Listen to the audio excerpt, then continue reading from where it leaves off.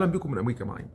حلقه النهارده من الحلقات المهمه جدا واللي انا خدت وقت طويل في تحضيرها لانها تفرق مع كل واحد من الناس اللي بتتابعنا هنا، خصوصا في امريكا او في المهجر بشكل عام، لان طريقه تربيه اولادنا هنا مختلفه شويه عن اللي بيحصل في الدول العربيه. موضوع العنف في تربيه الاولاد او الضرب تحديدا يعني هو موضوع صعب وموضوع محتاج ان احنا نراجع نفسنا فيه، لان انا بدات اشوف حاجات كتير على السوشيال ميديا وبوستات لناس واعيين في المشكله دي. طيب عشان ما اطولش على حضراتكم، انا قسمت الموضوع ل 3 نقط سريعه، فمن فضلك تركز في كل نقطه هنتكلم فيها. لو انت مشغول فوقف الحلقه واتفرج عليها، اعمل لها سيف واتفرج عليها، تكون انت في الطريق سايق مركز، تكون قاعد في بريك، قاعد مركز كده بالليل، فاسمع الكلام بتركيز شويه. سبب من الأسباب الرئيسية اللي بتخلي الناس تلجأ للعنف في التربية in general بغض النظر عن أمريكا أو غير أمريكا هو عدم القدرة على التواصل السليم.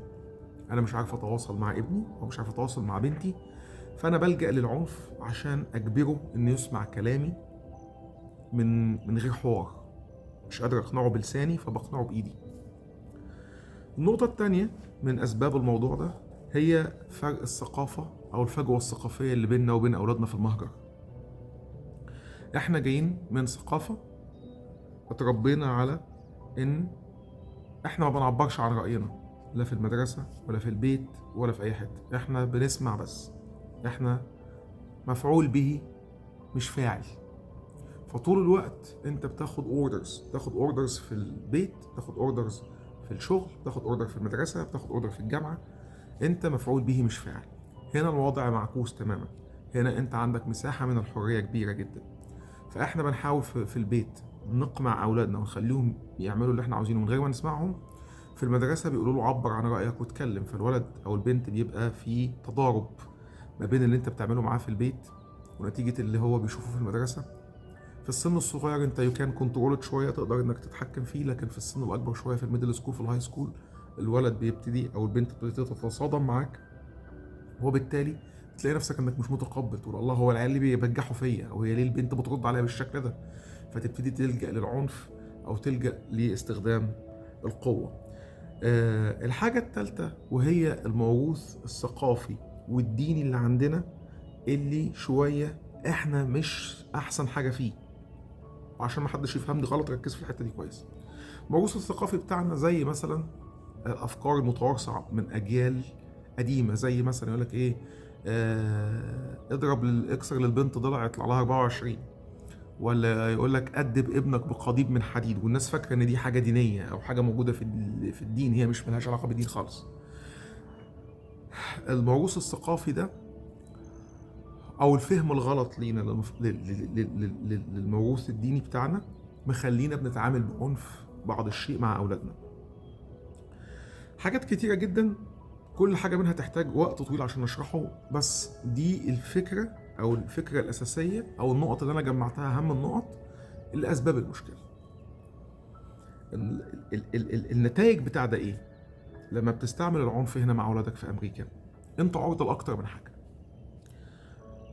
نمرة واحد، لو حضرتك استعملت العنف الجسدي ضد أولادك والمدرسة بتاعت ابنك أو بنتك عرفوا، هيعملوا ريبورت للموضوع ده للبوليس، ولو الموضوع بيوصل للبوليس انت عرضة لحاجة من اتنين: الغرامة، تحذير والغرامة، ودي بتبقى لليميتد لوقت معين.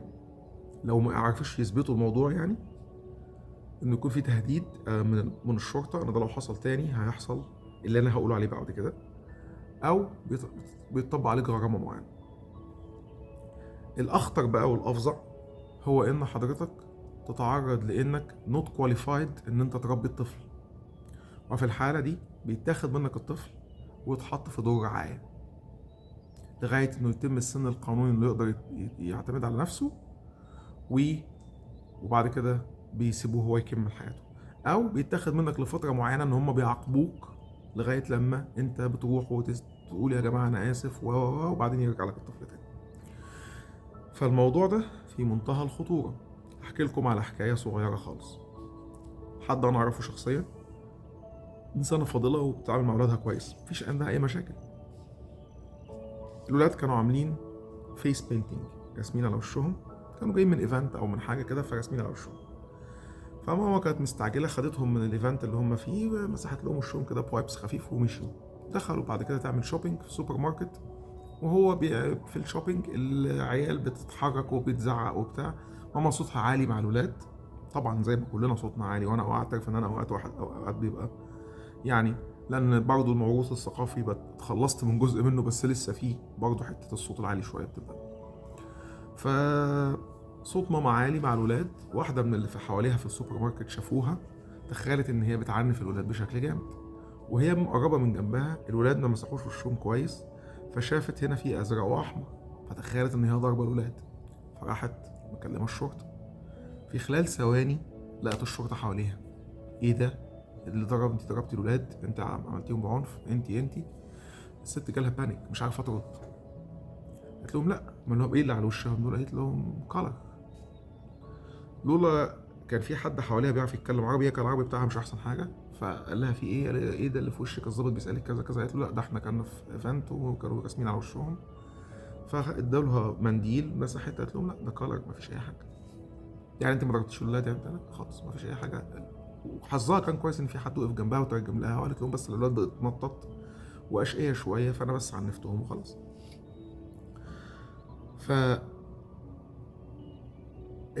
اي عنف بيحصل ضد الاطفال هنا بيتاخد سيريس، ما بيبقاش فيه تهريج. ممكن فجأة تلاقي بوليس عندك على باب البيت لو انت بتتخانق مع ولادك، حد شافك من الجيران بتضربه او كده وصوتكم عالي، او الولد جري يستنجد بحد، انت يور بيك ترابل. طيب علشان ما نطولش في الحتة دي، نعالج الموضوع ده ازاي؟ نمرة واحد، لازم انا بقولها لنفسي اولكم، لازم نشتغل على نفسنا. كلنا لازم نشتغل على نفسنا في حتة الانجر كنترول او التحكم في الغضب. احنا بطبيعتنا ايموشنال، اللي عواطفنا يعني كشرق اوسطيين او ميدل ايسترن زي ما بيسمونا، عواطفنا بتحركنا مش عقلنا. ده هياخد وقت منك، وخد وقت مني انا كتير، انك تدرب عقلك ان هو اللي يتحكم في المواقف مش اعصابك ومشاعرك. a lot of process، محتاج تسمع كتير، محتاج تقرا كتير، محتاج تشتغل على نفسك كتير. فنمرة واحد لازم تعمل السيلف كنترول، انك ازاي تتحكم في غضبك وتعلم ولادك يتحكموا في غضبك. نمرة اتنين، الضرب هو اضعف وسيلة في توجيه الاولاد. يعني ايه؟ يعني حضرتك في وسائل كتيرة جدا جدا جدا، منها زي مثلا موضوع التايم اوت اللي حضراتكم بتسمعوه، انك تحط الولد او البنت في مكان معين، وده لغايه سن معين، ان بعد ما يدخلوا في الميدل سكول والهاي سكول مش هتقدر تقول له تايم اوت. في حاجه تانية كمان، انك تقدر انك تاخد منه حاجه هو بيحبها، تمنعه من خروجه هو بيحبها، تمنعه من اصدقائه هو بيحبهم، تمنعه من نشاط او من تلفزيون او من موبايل. دي حاجات كتير. في ناس طبعا احسن مني واقدر مني ان هو يتكلموا في الامور دي، اللي هم الناس متخصصين في علوم التربيه او في الاطباء النفسيين. انا مش كواليفايد ان انا ادخل في النقطه دي كتير، لكن انا سمعت كتير جدا، وحضرت سيمينارز كتيره جدا، وحضرت مؤتمرات كتيره جدا بتتكلم عن الموضوع ده، لان مهم ان انا اتعلم. مش عيب ان انا اكون راجل يعني عندي 40 سنه ولا 50 سنه ولا 60 سنه ولسه بتعلم. التعليم ده حاجه ما بتخلصش، فمهم جدا ان احنا نتعلم طول الوقت ازاي نتعامل مع اولادنا، خصوصا اللي طالعين هنا، اللي اتربوا هنا، اللي ما يعرفوش حاجه عن ثقافتنا ومجتمعنا الميدل ايست اللي احنا جايين منها. لو انا حاولت ان انا اتعلم، لو انا حاولت ان انا اثقف نفسي ولسه مش قادر ان انا اعمل كنترول، في الحاله دي انا محتاج كونسلتنت او محتاج استشاري. الاستشاريين دول موجودين في كل حته، بيسموهم الفاميلي كونسلرز. فاميلي كونسلرز دول موجودين، ممكن المدرسه بتاعت ولادك لو انت عندك مشكله بتتكلم معاهم، هما في بعض الناس بتبقى موجوده فور فري انها كمان تساعد الفاميلي كونسلرز دول. البرنسبل بتاع المدرسه ممكن يوجهك. طول الوقت ما انت عندك وقت فاضي، ادخل على الانترنت ودور على اليوتيوب، هتلاقي الاف المحاضرات وبالعربي لو انت مش بتحب تسمع مثلا بالانجليزي. لو انت عندك مشكله في حته انك تسمع بالانجليزي، هتلاقي بالعربي كتير جدا جدا ناس بتتكلم، وهتلاقي في ناس كمان من هنا من امريكا عاملين محاضرات، ناس عرب بيتكلموا. في من الناس اللي انا شخصيا بستفيد منهم جدا، وهشجع حضراتكم انكم تدوروا على محاضرات ليهم وتسمعوهم. ناس زي دكتور مجدي اسحاق، الراجل ده حلو جدا في التربيه، او حد زي الدكتور سامح موريس، الراجل ده برضه حلو جدا جدا في التربيه. اسمعوا لهم، محاضراتهم كويسه جدا، بيتكلموا عن الفئات العمريه من عمر سنه لغايه سن الهاي سكول.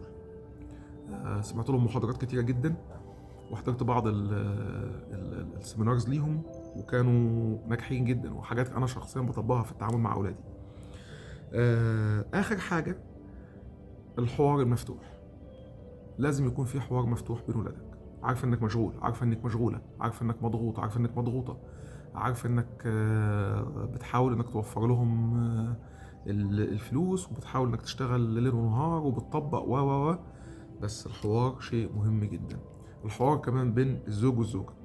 اوقات بعترف، انا شخصيا هقولها قدامكم، بعترف اوقات ان انا بيبقى عندي نتيجه ضغوط الشغل اللي انا عندي، وبعمل حاجات كتيره جدا، ان موضوع الوقت ده بيفلت مني. لكن شريك حياتك ممكن يقول لك خد بالك انت الاسبوع ده ما قعدتش مع الولاد كتير. اسمع الموضوع وتقبله، ما تاخدوش بخناق. اسمع الموضوع وتقبله، وقول حاضر واشتغل على الفكره دي. لو زوجك جه قال لك انت مشغوله كتير جدا، انت عندك بروفيشنال كارير، طول الوقت بتشتغلي، بتاخدي كورسات، بتاخدي محاضرات، عندك مش عارف ايه، اسمعي منه وقولوا له اوكي تمام، فضوا نفسكم لاولادكم في الويك اند، يوم، ساعه في الاسبوع، ساعتين في الاسبوع، اعملوا فرق. وولادكم they will appreciate you لما انتوا بتشتغلوا وكل حاجه، بس هم عايزينكم تقعدوا معاهم اكتر من اي حاجه تانيه في الدنيا. الموضوع ده نتيجه زي ما قلت لحضراتكم ان انا شفت بوستات على الفيسبوك اليومين اللي فاتوا لناس وقعت في مشاكل وبتستغيث وتقول اعمل ايه، انا تعرضت لان انا كنت في عنف اسري وجالي البوليس، او مش عارف يا جماعه ردوا علينا. ده نتيجه حاجات كتير انا سمعتها وشفتها الفترات اللي فاتت، فحبيت اشارك مع حضراتكم بعض الحاجات اللي ممكن تكون بقولها لنفسي قبل ما بقولها لكم، علشان كلنا نعدي بولادنا لبر الامان والسلامه. وربنا يحافظ عليكم كلكم ويحافظ على اولادكم، وبشكركم جدا لوقتكم، وكان معكم ايمن من امريكا.